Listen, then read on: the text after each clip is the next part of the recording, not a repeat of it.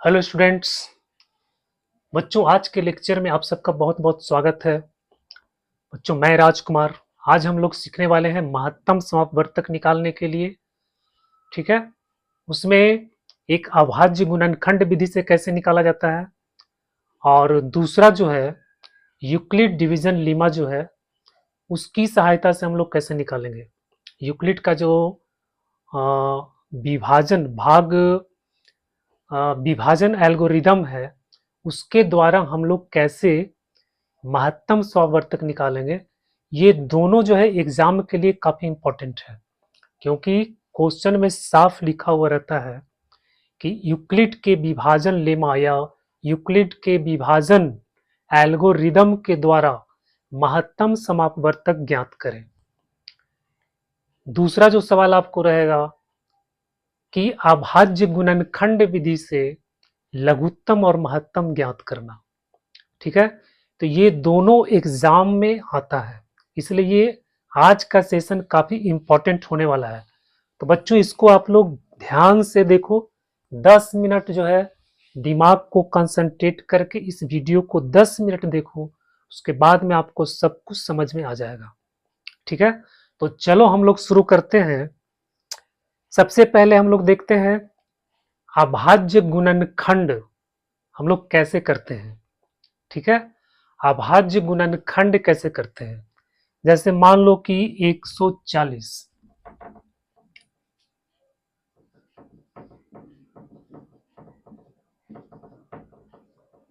अभाज्य गुणनखंड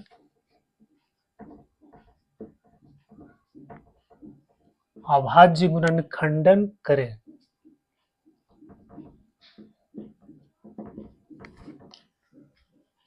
मान लो बच्चों, करना 140 का आपको अभाज्य गुणनखंड करना है। ठीक है, क्या करना है? अभाज्य गुणनखंड। अभाज्य मतलब क्या हुआ?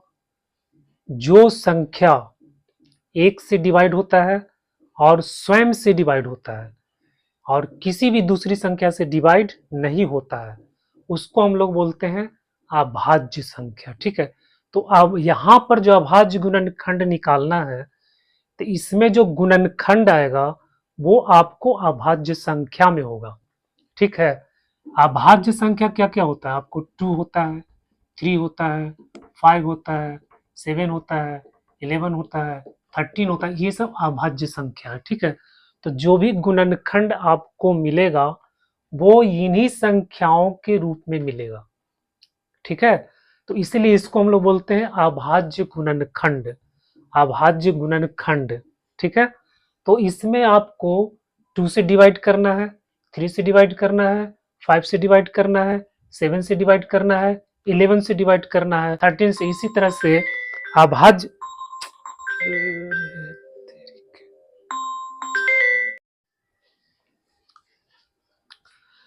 तो बच्चों 140 है, 140 को हम पहले 2 से ट्राई करेंगे। ठीक है, 2 से पहले भाग लगा के देखो कि ये कटता है कि नहीं।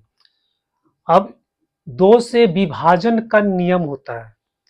अगर इकाई का अंक, देखो यहां अगर अंक, इकाई का अंक अगर आपको 0 है, 2 है, 4 है, 8 है, 6 है, ये सब अगर नंबर है तो वो 2 से कट जाएगा। तो हम यहाँ पर देख करके पता लगा सकते हैं कि ये 2 से कटेगा कि नहीं कटेगा। ठीक है, जब ये सब नंबर तुमको दिख जाए इकाई के स्थान पर, तो उसको आप 2 से डिवाइड कर दो। ठीक है, वो 2 से कट जाएगा। तो यहाँ पे हम देख रहे हैं कि 0 है, 0 है, तब तो ये 2 से कट जाएगा। तो बच्चों इसको 2 से भाग लगा दो। 2 से जब इसमें भाग लगाएंगे तो आएगा 70, फिर 0 आ गया, फिर ये 2 से कट जाएगा, तो ये आपको आ जाएगा 35। अब यहाँ पे आ गया 5, तो 5 आ गया, तब ये 2 से नहीं कटेगा। ठीक है, और 3 से कटेगा कि नहीं कटेगा? 3 से कटने का नियम है कि ये दोनों को जोड़ कर देखते हैं। अगर जोड़ने पर जो संख्या आएगा वो अगर 3 से कट जाएगा, ठीक है, तो वो 3 से भी डिवाइड हो जाएगा। जैसे देखो यहाँ 1 2 1 2 3, इसको जोड़ो 1 2 3, 1 2 1 3 और 3 कितना हुआ? 6, 6 3 से कट जाता है, इसलिए ये भी 3 से कट जाएगा। ठीक है, 1 4 4 1 5 5 और 5 और 7, मान लो इस तरह से है, तो 7 4 11 1 12, 12 3 से कट जाएगा, इसलिए ये भी आपको 3 से कट जाएगा। तो 3 से कटने का ये नियम है कि पहले हम इसको जोड़ कर देखते हैं। जो जोड़ा हुआ जो संख्या है, योगफल अगर 3 से डिवाइड होता है तो ये भी नंबर भी आपको 3 से डिवाइड हो जाएगा। 5 से कटने का क्या नियम है? इकाई स्थान पे आपको 0 और 5 आना चाहिए। अगर यहाँ यूनिट स्थान पर, इकाई स्थान पर अगर आपको 0 और 5 आता है तो वो 5 से कट जाएगा। तो यहाँ देखो 5 है, अब 5 3 8 आ रहा है, 8 3 से नहीं कटेगा, ठीक है। तो 3 से हम इसको डिवाइड नहीं करेंगे, हम करेंगे 5 से। तो ये हो गया 7 5 35, फिर हो गया 7 एकम 7। तो बच्चों 140 का अभाज्य गुणनखंड हो गया 2 इंटू 2 इंटू 5 इंटू 7। 140 का ये आपका अभाज्य गुणनखंड हो गया। इसको हम लोग ऐसे भी लिख सकते हैं 2 के पावर 2, देखो 2 के पावर 2 गुने 5 गुने 7, ठीक है। तो ऐसे हम लोग अभाज्य गुणनखंड निकालते हैं।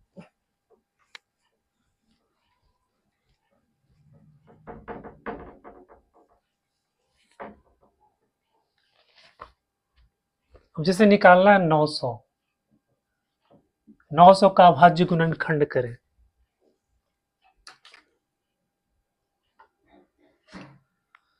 तो ये 0 है, ये 2 से डिवाइड हो जाएगा, 2 चौके 8, 5 दूनी 10, 0। फिर ये 2 से डिवाइड हो जाएगा, 2 दूनी 4 और 2 दूनी 4, 5 दूनी 10। फिर ये 5 से डिवाइड हो जाएगा, 5 चौके 20, 5 पचे 25। फिर ये 5 से डिवाइड हो जाएगा, फिर ये 3 से डिवाइड हो जाएगा, इस तरह से।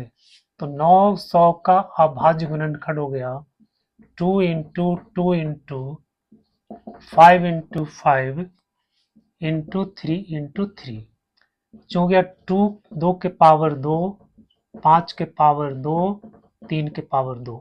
ये आपका अभाज्य गुणनखंड हो गया। तो इस तरह से हम लोग अभाज्य गुणनखंडन करते हैं, ठीक है।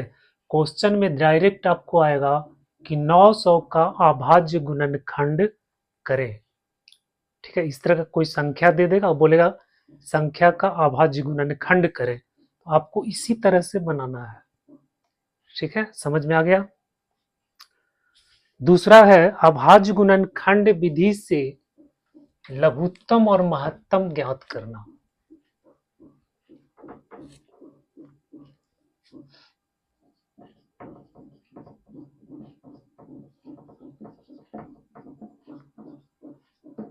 अभाज्य गुणनखंड विधि से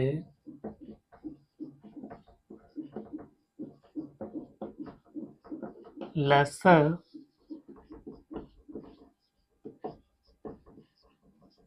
और मसक ज्ञात करें, ठीक है। ये क्वेश्चन है।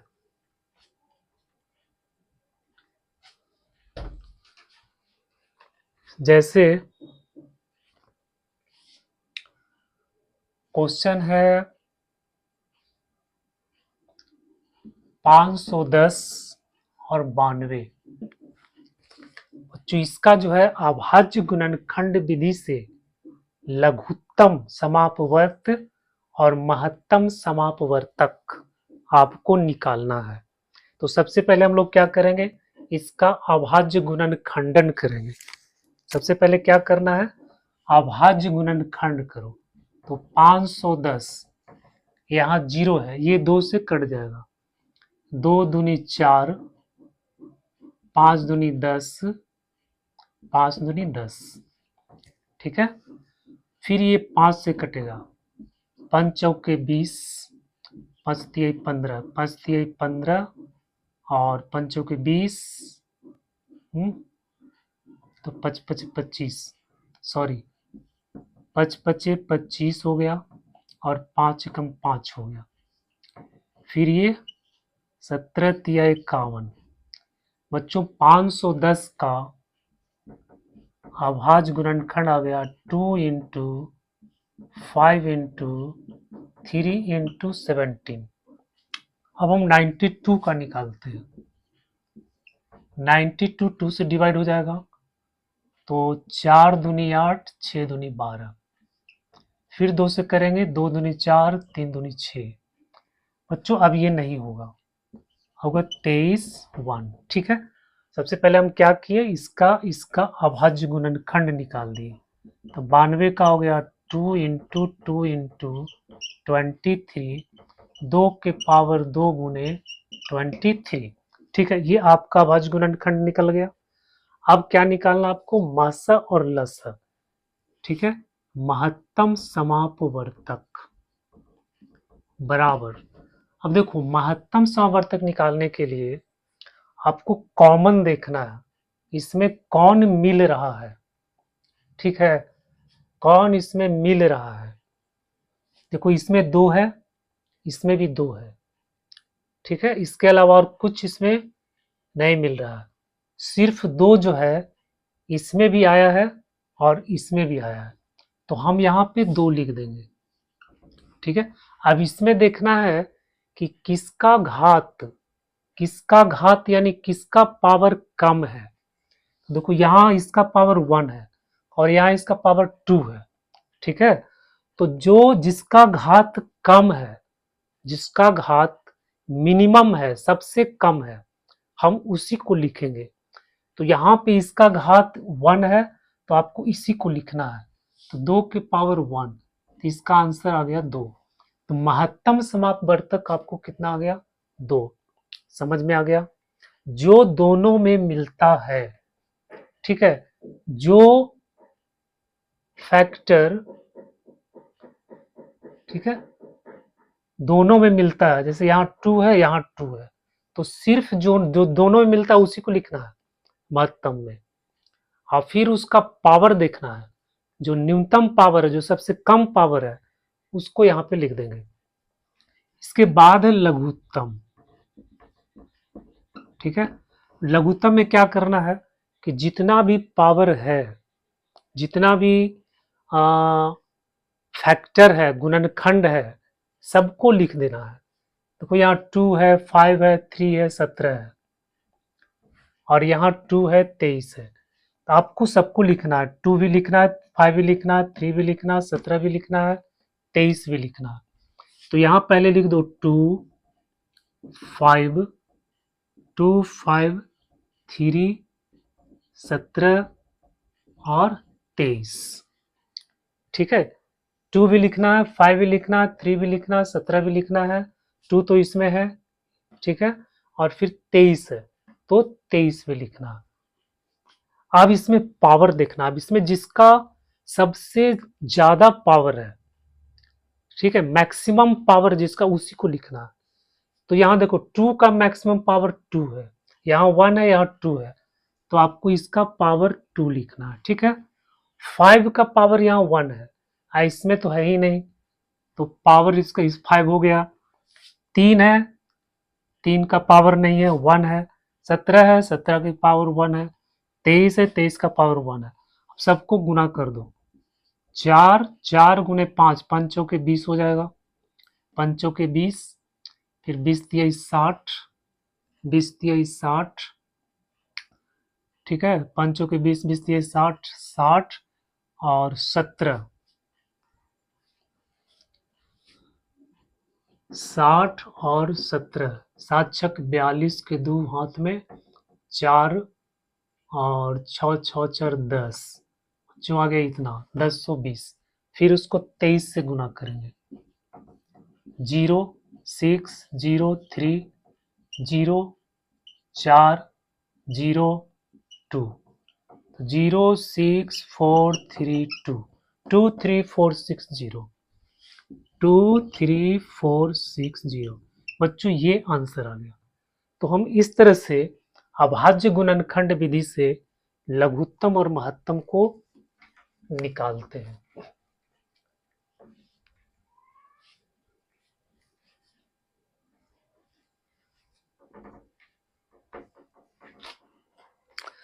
दूसरा सवाल देखो,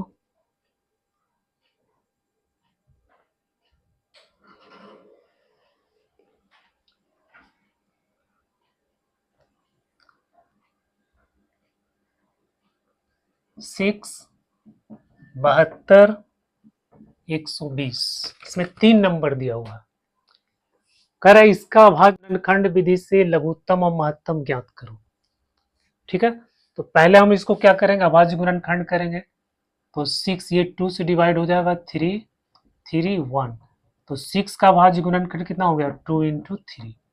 फिर 72 का निकालो, तो 72 का कितना हो गया, 2 36।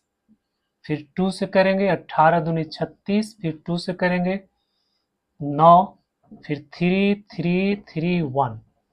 बच्चों 72 का कितना आ गया, 72 का आ गया 2।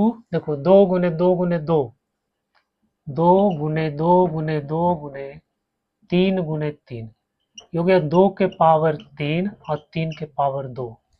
अब 120 का निकालो, 2 से हो जाएगा 60। फिर 2 से भागा देंगे 30। फिर 2 से भागा देंगे 15। फिर 3 से भागा देंगे 5। फिर 5। बच्चों 120 का हो गया 2 गुना 2 गुना 3 गुना 5, 3 गुना 5।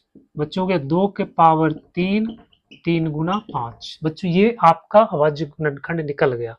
अब हमको निकालना है मासा और लसा। ठीक है, मासा बराबर क्या हो जाएगा, देखो तीनों में मिलाकर देखो क्या मिल रहा है। यहाँ देखो 2 है, यहाँ भी आपको 2 है, यहाँ भी आपको 2 है। ठीक है, तो 2 2 2 तीनों मिल रहा है, तो यहाँ पे लिख दो 2। इसके बाद यहाँ देखो 3 है, यहाँ भी आपका 3 है, यहाँ भी आपका 3 है। तो 3 वे तीनों में कॉमन है, 3 भी मिल रहा है, तो 3 को लिख देंगे।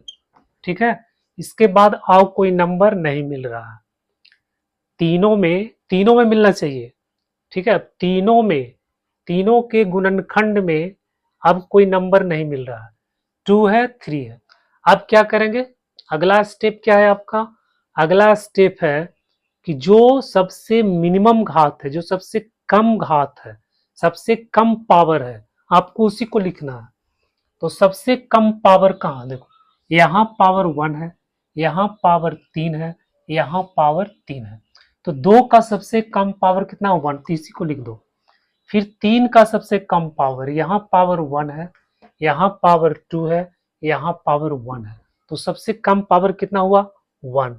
बच्चों यहाँ पे 1 लिख दो, तो ये आंसर आपको आ गया 6। ठीक है, तो ये इस तरह से आपको निकल गया माशा।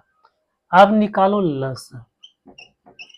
तो लसा में क्या करना है, जो जो गुणनखंड है सबको लिख दो।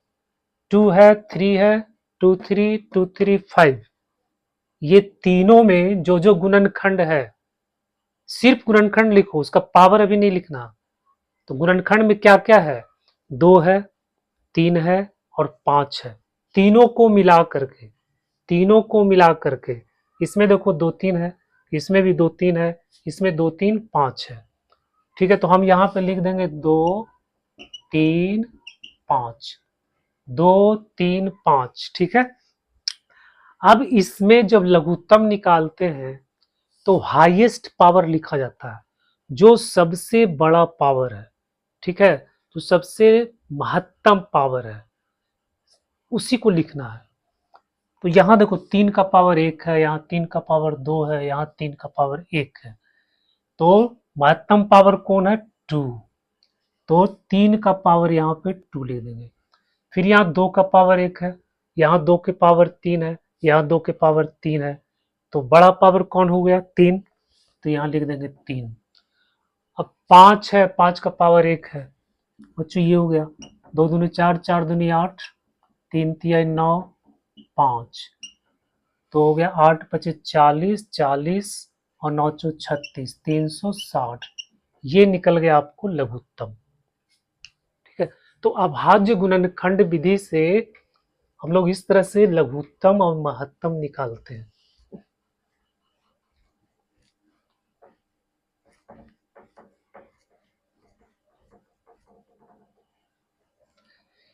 यह आपको समझ में आ गया होगा कि हम लोग अभाज्य गुणनखंड विधि से किस तरह से लघुत्तम और महत्तम निकालते हैं। ठीक है, अब देखो यूक्लिड भाग लेमा से मासा ज्ञात करना। अब यूक्लिड के भाग लेमा से हम लोग कैसे महत्तम निकालते हैं?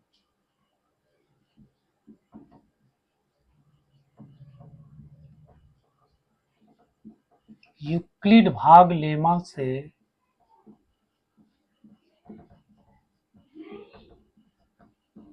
मासक ज्ञात करें। यूक्लिड भाग लेमा से मासक ज्ञात करें। जैसे क्वेश्चन दिया है 135 और 225, ये बोर्ड में आया हुआ क्वेश्चन है, ठीक है, ये बिहार बोर्ड में पूछा था। कह रहा है 135 और 225 का यूक्लिड भाग लेमा से मासक ज्ञात करें। ठीक है बच्चों, तो देखो यूक्लिड भाग लेमा से जब भी आपको निकालने के लिए आए तो सबसे पहले आप एक रफ बना लो, है ना। रफ में भाग विधि से इसका महत्तम हम लोग कैसे निकालते हैं ये सब आपको पता है। 135 से हम लोग 225 में भाग लगाएंगे। सबसे पहले इसका एक रफ बना लो, भाग लघुत्तम महत्तम निकालने का जो तरीका होता है, ठीक है, भाग विधि से। तो भाग विधि से यहाँ पर हम 135 और 225 का महत्तम ज्ञात करेंगे। तो 135 है, ये कितना बार में लगेगा? एक बार में। 135, यहाँ गया 0, 12 में से 3 9, फिर यहाँ इस तरह से करते हैं, फिर 135 यहाँ लिखो,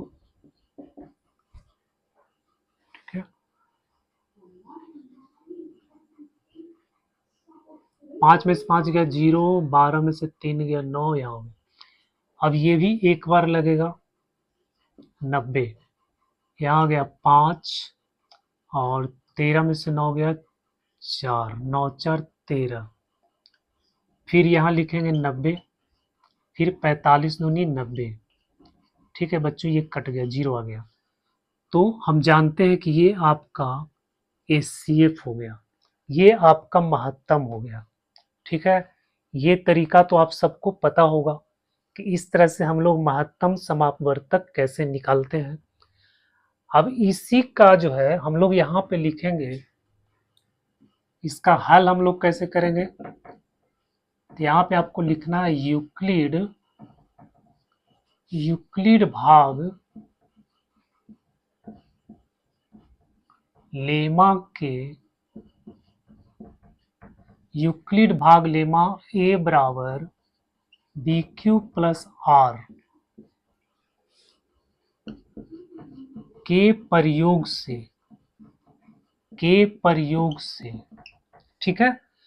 अब इसमें क्या लिखा जाता है, इसमें क्या आपको लिखना है, देखो 225, यहां लिखो 225, ये क्या हो गया भाज्य, ये क्या हो गया भाजक, ये क्या हो गया भागफल, ये क्या हो गया शेषफल, ठीक है। तो हम जानते हैं कि भाज्य बराबर भाजक गुने भागफल प्लस शेष होता है। भाज्य बराबर भाजक गुने भागफल प्लस शेष होता है।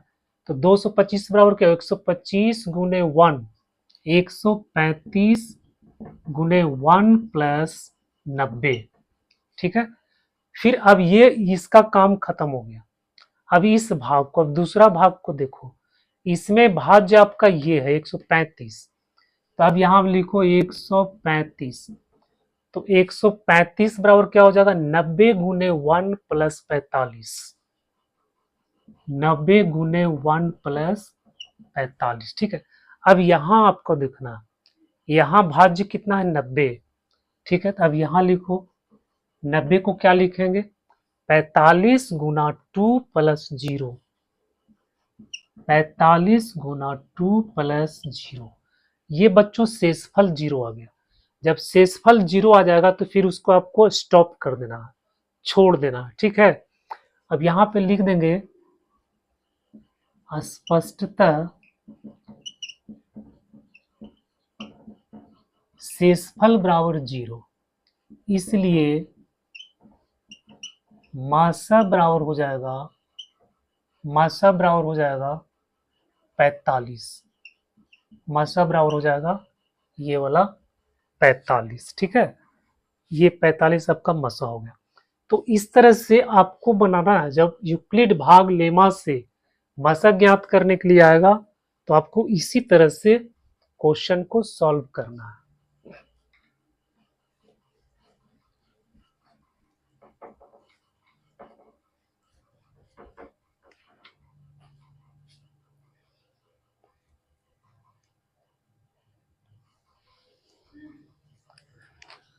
बच्चों एक क्वेश्चन को और देखते हैं हम लोग। यूक्लिड भाग लेमा से देखो 252 और 1540 इसका निकालना है यूक्लिड भाग लेमा से। तो सबसे पहले इसका निकालो भाग विधि से। 252 और 1540 इसमें भाग लगा दो तो 7 दूनी 14। दो बार में लगा के देखते हैं। 252 नहीं 7 बार में, 7 दूनी 14, 7 पचे 35, 35 और 7 पचे 35 और एक हो गया 36, फिर 7 दूनी 14 और 3 ज्यादा हो जाता है 252। 6 बार में लगा कर देखते हैं। 6 दूनी 12, हाथ में एक, 6 पचे 30 और 31, 6 दूनी 12, 3 15, 15 यानी 6 बार में लगेगा। ठीक है, तो यहाँ लिखो 6 और यहाँ लिखो 6 दूनी 12 के 2, 6 पचे 30 और 1 31, फिर 6 दूनी 15।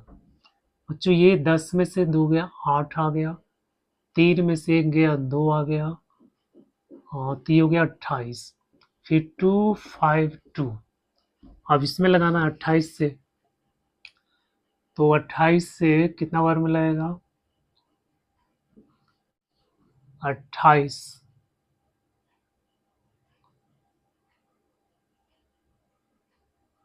8 दूनी 16 और 28 दूनी 56,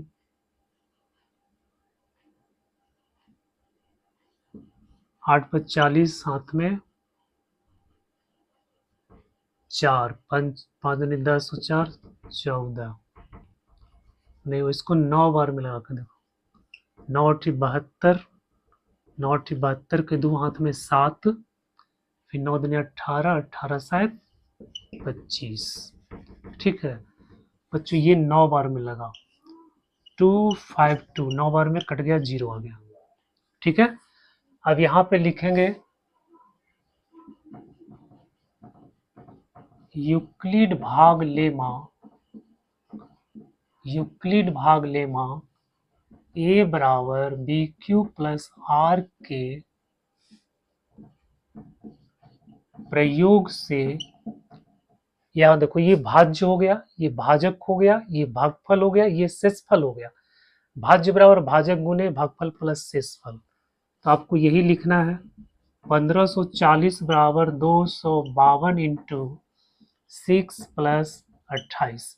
जब आप ऐसे कर लेंगे इस तरह से तो यहाँ पे ऐसे लिखने में आपको सुविधा होगा। ठीक है, क्योंकि इस फॉर्म में आपको लाना है, इस फॉर्म में आपको लिखना है। तो इस फॉर्म में लिखने के लिए ये तरीका बहुत अच्छा है। सबसे पहले इसको रफ में ऐसे बना लो और उसके बाद फिर हम आसानी से इसको ऐसे लिख देंगे। फिर यहाँ लिखेंगे 252, 252 फिर 28 गुने 9 प्लस 0, फिर 28 गुने 9 प्लस 0। बच्चों शेषफल आ गया 0। तो स्पष्टतः शेषफल बराबर 0। ठीक है, इसलिए मासा बराबर कितना हो गया आपको 28। ये आंसर आ गया। ठीक है बच्चों, तो इस तरह से यूक्लिड के भाग लेमा से आपको इस तरह से महत्तम निकाला जाता है। तो आज हम लोग दोनों तरीका को सीख लिए और ये काफी इम्पोर्टेंट है। ठीक है, ये काफी इम्पोर्टेंट है, आपको एग्जाम में इससे सवाल जरूर आता है। ठीक है, तो अगर आपको इस वीडियो से कुछ फायदा हुआ, 10% भी 5% भी अगर आपको फायदा हुआ तो प्लीज इस वीडियो को लाइक करना, अपने दोस्तों में शेयर करना और मेरे चैनल को सब्सक्राइब करना।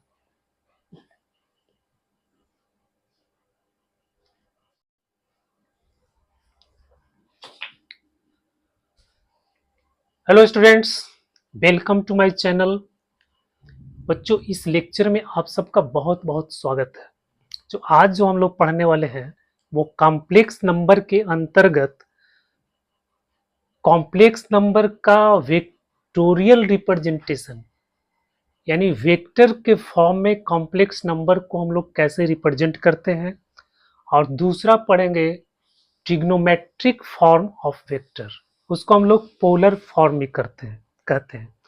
बच्चों, ये वीडियो आपके लिए काफी इंपॉर्टेंट होने वाला, ये बोर्ड एग्जाम के लिए भी इंपॉर्टेंट है, साथ साथ जो बच्चा जेई मेंस एडवांस की तैयारी करना चाह रहा है उसके लिए भी काफी इंपॉर्टेंट वीडियो है। ठीक है, तो अगर ये वीडियो आपके लिए यूजफुल लगा, 10% 5% भी अगर वीडियो आपको लगा कि आपके लिए फायदेमंद है, तो प्लीज इसको लाइक करना, अपने दोस्तों में शेयर करना और मेरे चैनल को सब्सक्राइब करना। तो चलो हम लोग आज देखते हैं वेक्टोरियल रिप्रेजेंटेशन। सबसे पहले देखते हैं vectorial representation.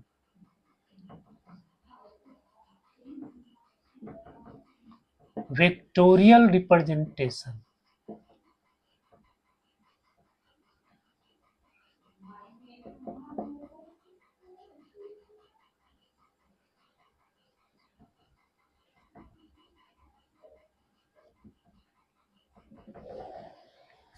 Vectorial representation of complex number.